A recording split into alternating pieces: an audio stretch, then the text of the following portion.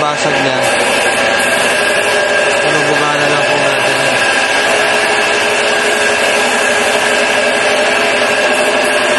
So ayan, binubuga na natin ngayon yung bumper.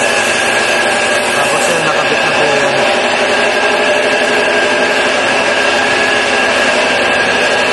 So ayan, nakakabit na, wala na yung basag niya.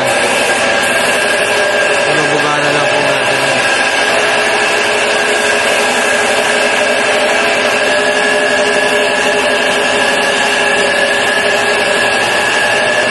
So ayan guys, ayan, nakita nyo, binubuga na natin to.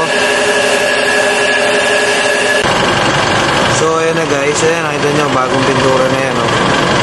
Okay na siya. So mamaya, patutuyo-tuyuin na natin yan. So, papakita ko sa inyo, pinaka-finish product. Tapos ayan, wala na siyang biyak.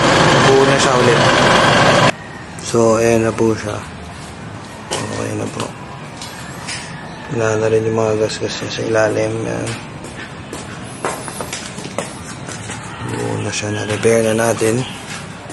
So yan po yung ating MUX. So okay, buo na po yan. Yung MUX natin, okay. So pwede nang malabas ni sir yan.